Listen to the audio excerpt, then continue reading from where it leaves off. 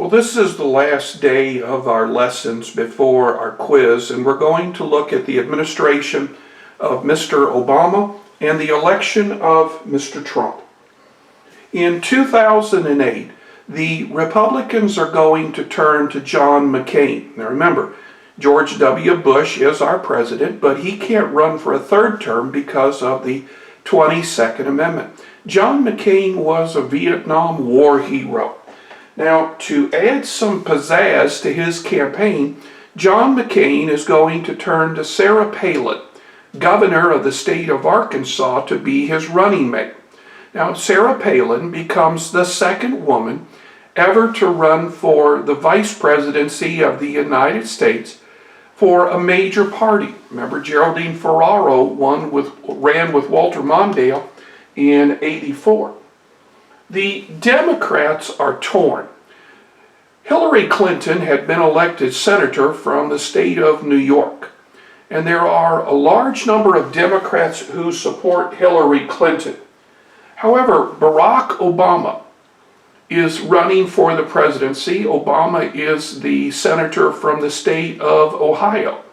It was a very close and contentious nomination process, but Obama won the nomination. McCain could never gain traction, and in the end, Obama is going to win. You can see on the map here that it was a fairly easy victory for Mr. Obama. It's hard to say, it's hard to ask ourselves how much we can put in our notes about Mr. Obama because he's still very much alive. He was a very young man. Most of the people who worked under him are still alive today, so they're probably not going to give too many juicy details. But this is what I think historically we will put in our notes. One of the accomplishments of the Obama administration was an attempt to end the recession of 2008. Now, TARP was designed for the banks. The Obama administration said another industry that is in trouble is the U.S. automobile industry. Now, the U.S. automobile industry was in trouble, but Obama tried a different tactic. Obama decided to buy stock in these companies, which put him on the board of directors. And because of this, Obama said the following things are going to have to be done by the automobile industries if you want to keep our money. Very quickly, the automobile industries recovered and bought back the shares from the government. And just 5 years ago, the global recession was deepening and the world's auto industry was in deep crisis. To save hundreds of thousands of jobs, the U.S. government bailed out the biggest U.S. car makers. Since then, the companies have staged a remarkable comeback, but as Rosa Kazan reports, government intervention has come at a price. It seems business as usual at this GM dealership southwest of Chicago. Christmas is around the corner and manager Michael Edelson hopes to lure in some holiday shoppers. December is a very good month for us. But it's been no ordinary week for America's largest car maker. On Tuesday, it appointed Mary Barra as its first ever female CEO. And on Monday, the U.S. government sold the last of its 61% stake in General Motors. In 2009, the U.S. auto industry was headed for a disastrous crash when President Obama made a controversial decision to take over. But the bailout came at a price. As part of the government-organized bankruptcy proceedings, GM and Chrysler had to close down some of their dealerships, nearly 2,000 of them, in the first few months of 2009. Edelson dealership received a notice too. GM wanted him to stop selling its Cadillac brand. The bailout, he says, made all the difference. Yes, it saved us. If we wouldn't have done it, we would have no General Motors. I think it wouldn't be here. But he says it was a mixed blessing. There's people that won't buy a General Motors car because they think shouldn't have gotten a bailout. I have customers of my own that said, I'm buying a Ford truck now, I'm not buying a General Motors truck because of that. The U.S. government invested nearly $50 billion to keep GM afloat, recouping $39 billion. More than a $10 billion loss to the U.S. taxpayer, yet analysts say the bailout was the only option. The other ramifications throughout not just the Midwest, but really the whole American economy would have been devastating. It would have been like an atomic bomb going off, economically speaking. It would have been severe. Whiston also believes GM's bankruptcy would have spelled disaster for communities well beyond the auto workers in states like Michigan and Ohio. It's the dealers, it's the suppliers, but it's also just people in the community that don't even work directly in the auto industry, like a teacher at a school district that's heavily dependent on an auto plant. A study by the Independent Center of Automotive Research out this week found if GM had failed, it would have cost nearly 2 million used jobs and $40 million in tax revenue. Rosa Kazan, CCTV, Hopkins, Illinois. It was during the Obama administration that the Supreme Court took on a decision that overturned a Clinton executive order. Clinton had proposed don't ask, don't tell. There were many people in the gay community who said that this didn't go far enough. And eventually the Supreme Court is going to rule that if gays and lesbians want to get married, they could. This gave a legal acceptance to being gay or to being lesbian. It was during Obama's first administration that the Affordable Health Care Act, or Obamacare, was passed. Now, the way President Obama saw it was this: not all Americans have health insurance. So Obama said for those who don't have health insurance, there is Obamacare. Now, you have to have health insurance. That's the controversial part of this act. That if you were a young person and didn't have health insurance, you would have to take out health insurance, whether it be private or Mr. Obama's Affordable Health Care Act. And that a portion of your salary would go toward this act. It's important to underline in your notes that this only applies to people who don't have health insurance. The Supreme Court was asked to look at Obamacare, and the Supreme Court said that what Mr. Obama wanted to do was constitutional. Now, it has changed a great deal under the Trump administration. Trump has said he's going to do everything he can to fiscally gut the bill, and whether he will be able to do this or not will to be seen. There is another court action that is pending of this matter. Many states, like Missouri, do not have a state-run health care. So if you are from the state of Missouri and you do not have health insurance, then you have to buy it from the federal government.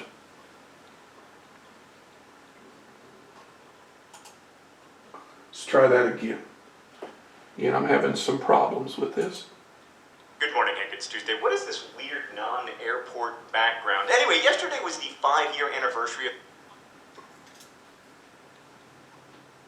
the signing of the Affordable Care Act, widely known as Obamacare, which made me wonder if it's, worked. So here's the summary of what I found. In the United States in 2009, more of my tax dollars went to healthcare than would if I lived in Japan or the United Kingdom or Australia, and in exchange for all of that money, we did not get the universal healthcare that people in all of those countries enjoy. 5 years later, in 2014, we spent about the same percentage of our GDP on healthcare, and we still don't have universal healthcare, but we do have less un-universal healthcare. By the way, I'm going to oversimplify here a lot. For better information, you should check out Healthcare Triage. So here's how it worked in the halcyon pre-Obamacare days of 2009. The government provided health insurance to elderly people through Medicare and also to some poor people through Medicaid. Many other people got insurance through their jobs or paid for it themselves, but this still left a lot of people out. Like there were 44 million people without insurance. This was obviously a problem for those 44 million people, but it was also a problem for the rest of us because we did have a kind of universal health care in the United States. Like when uninsured people got sick and went to the hospital, they did receive care, and if later they couldn't pay for that care, those costs would be absorbed either by the rest of us paying higher prices for health care or else by taxes, because the government had to subsidize public hospitals. But it wasn't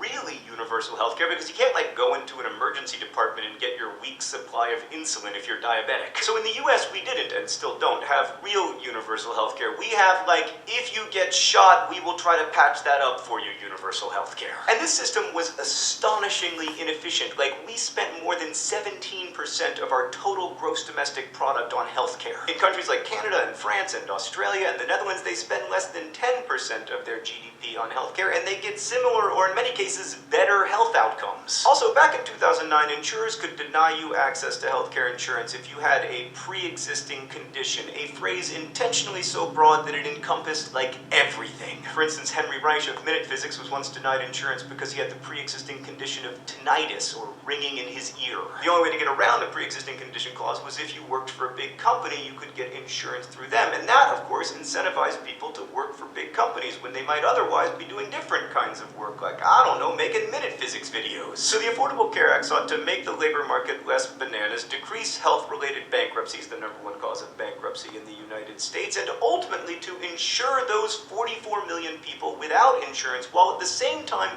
over time decreasing the amount of money we spend on healthcare. It was going to solve the access problem by creating these healthcare exchanges where private companies could compete for people's business, but they couldn't discriminate based on gender or pre-existing conditions. The law also would expand Medicaid, which would get insurance to more poor people, and it required companies with more than 50 employees to provide affordable insurance to their employees or else pay a gigantic penalty. This would all be paid for, more than paid for, hopefully, by cost control measures. These ranged from getting tougher on Medicare fraud to incentivizing hospitals to keep elderly patients healthy so they don't get readmitted to the hospital. There's also a new tax on like tanning salons and an increase in the Medicare payroll tax for income over $250,000 a year. But has it worked? Yes, insofar as things are better than before, and also no, insofar as we are nowhere close to a path to sustainable healthcare spending. So the ACA was phased in slowly, and the real meat of it didn't get going until 2014. You'll recall the rollout of the healthcare exchanges in late 2013 was a complete disaster. The website healthcare.gov was plagued with glitches and really just didn't work. Admittedly, buying private insurance in the US before the Obamacare exchanges was arguably even worse than healthcare.gov. But it was just terrible. I remember trying to sign up in those early months, and it was truly awful. What has not been widely reported is that now it's really easy. In general, the exchanges now work very well, and more than 12 million Americans, including me, have signed up for insurance through them. Insurance premiums are going up on average more slowly than they did before the exchanges, and more insurers are participating, which means there will be more competition in the market. Plus, the law is costing less than expected because fewer employers than expected have dropped people off their insurance, and it doesn't seem to be negatively affecting the job market. It's certainly led to more freedom in the labor market. For instance, Sarah Green could leave her insurance-providing museum job to start an art show with PBS Digital. And certainly for people who can get insurance now who couldn't before, either because of pre-existing conditions or because they couldn't afford it without the government subsidies, the ACA is a really big deal. And none of the collapse of the healthcare system or death panel predictions have come to pass. Instead, uninsurance rates in the US have dropped dramatically, and early signs indicate that at least in some sectors, the law is improving health. By the way, sources for all this stuff in the doobly-doo. On the other hand, many millions of people still don't have insurance, and under-insurance, where people technically have insurance but still end up with medical bills they can't afford, is a huge problem. And while the growth of our healthcare costs has slowed, we still spend over 17% of our GDP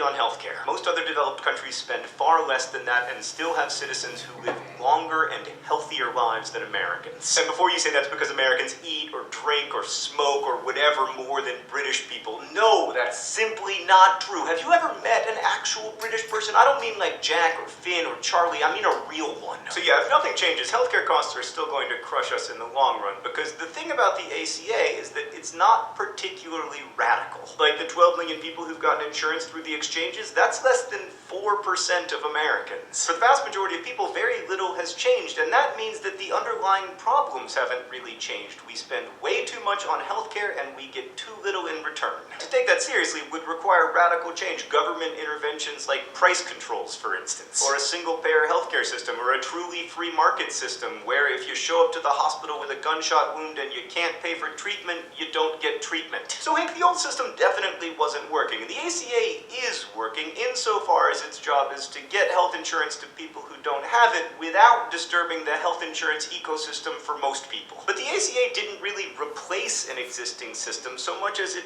grew on top of it. Now, the fact that so many insurers are bringing more plans to the exchanges indicates that probably the ACA will continue to work unless the Supreme Court eviscerates it in a few months. But the ACA has not and will not solve the long-term healthcare spending challenge that we face. Neither, of course, would repealing the law. If anything, the healthcare spending problem was worse before Obamacare. Rather than the endless discussions of repeal or defend, we should be frank about the choices before us. As healthcare economist and healthcare triage host Aaron Carroll told me, trade-offs are messy. You can get reform more easily and more cleanly, but not necessarily while preserving the private market. You can make healthcare cheaper, but not without imposing even more regulation. You can insure more people and make it cost less for everyone, but not without spending more tax dollars. Hank, healthcare policy experts across the political spectrum seem to acknowledge this complex reality. It's our job now to make our politicians acknowledge it too. Again, for more information and lots of other videos about healthcare, please check out Healthcare Triage. Hank, thanks for reminding me last week about the many pleasures of being in a crowd. I will see you on Friday. Again, there's so much about Obamacare that we really don't understand. As we heard in the video, it only affects a very small minority of the United States. Now, of course, with COVID-19, we're just trying to save lives right now. By the time we get into late summer or early fall, those bills are going to start coming due. And the question is, what's this going to do to our health insurance industry? In 2012, it was time for a presidential election. Barack Obama is going to be nominated by the Democrats. Mitt Romney, who was governor of the state of Massachusetts at a time, is going to run for the Republicans. Obama is going to build a coalition that involves highly industrial states that are also highly educated, the Floridas, the North Carolinas, the Virginias, as well as some Rust Belt states, the Ohios, the Illinois, the Michigans, the Wisconsins. Now, I'm assuming that Mr. Biden will get the nomination for the Democrats in 2020. He has already said this is who he will be aiming his election at. Now, of course, President Trump was able to end this by winning a couple of the key Rust Belt states, Ohio, Wisconsin, and Michigan. And of course, these are states that he'll have to win again in 2020. You can see from the map that Mr. Obama won Virginia and won Florida. He also won the Rust Belt. And now the question is, what about North Carolina? North Carolina has become more and more Democratic as time goes on.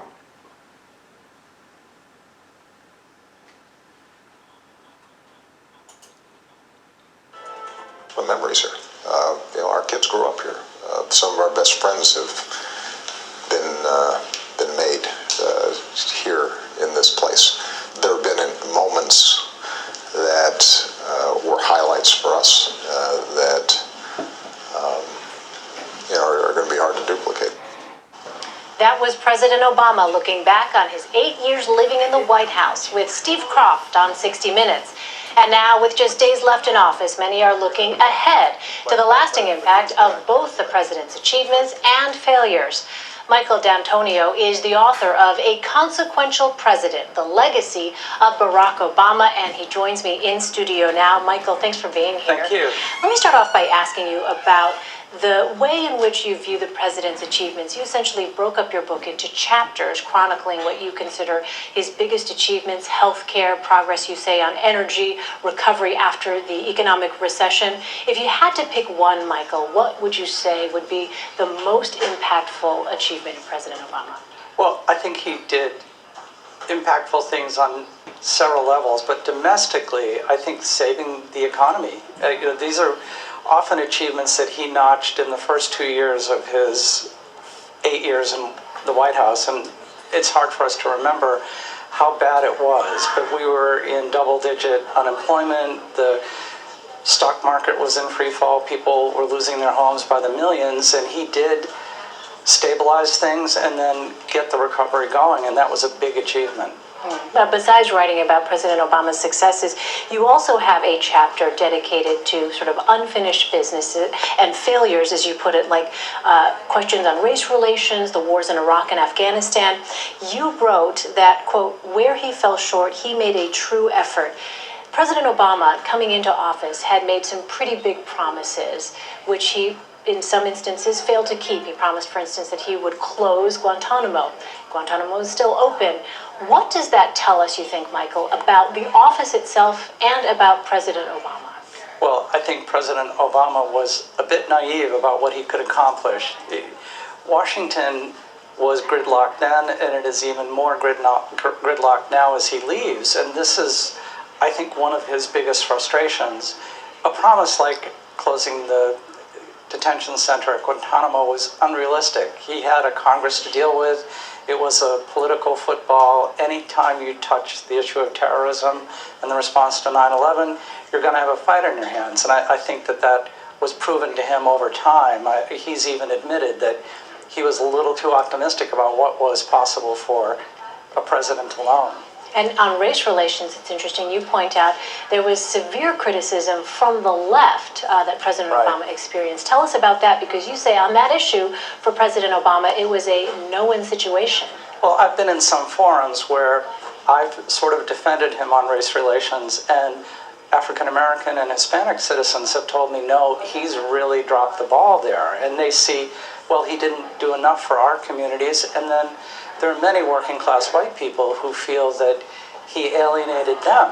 So again, this is a guy who was a moderate in all senses of the word. I don't think he was going to be radically transformative in the area of race. And then when he got there, he wound up being rather polarizing. And I think that's a thing that no one expected. I want to turn to today. You've also written about the president-elect in an unauthorized biography called The Truth About Trump. What do you think that Mr. Trump's victory means for President Obama's legacy? Well, obviously, much of what he put forward and achieved, especially the Affordable Care Act, is threatened and likely to be changed dramatically. I don't think that we're going to go backwards on things like energy policy, on the environment. The air that's cleaner and the water that's cleaner is not going to get any dirtier, we hope. Where we see the climate change agreement being threatened, or the agreement with Iran on nuclear weapons development, those are profound issues, and I expect that President Obama is going to see some of his policies rolled back. Well, Mr. Trump is going to be sworn in, of course, on Friday, and he essentially makes news every time he tweets. I wonder if there's something, based on your observations of President Obama and Donald Trump and the office of the presidency itself, is there something you think we should be watching for in particular as the days move on here? Well, I think we should be hoping for a little bit less heat from Donald Trump and a little bit more listening. He needs to be the president of all the people. This is something that President Obama attempted. I think it was hard for him. It's going to be even more difficult for a president who's tweeting about how his enemies, which is one thing he tweeted on New Year's Eve, should consider themselves defeated. This is the president for all of the people, and I'll be looking forward to seeing if he can be that. All right. Michael D'Antonio, thank you so much for your perspective. Appreciate it. The memories here. Our kids grew up. In 2016, in a very contentious nomination process, Donald Trump, a business from New York, was nominated. The Democrats turned to Hillary Clinton. Now, of course, Hillary Clinton is the wife of former President Bill Clinton. During the nomination process, Clinton was opposed by Vermont Senator Bernie Sanders. It was during the campaign that WikiLeaks, a internet site, began to publish emails between Mrs. Clinton and the leaders of the Democratic Party that besmirched Mr. Sanders.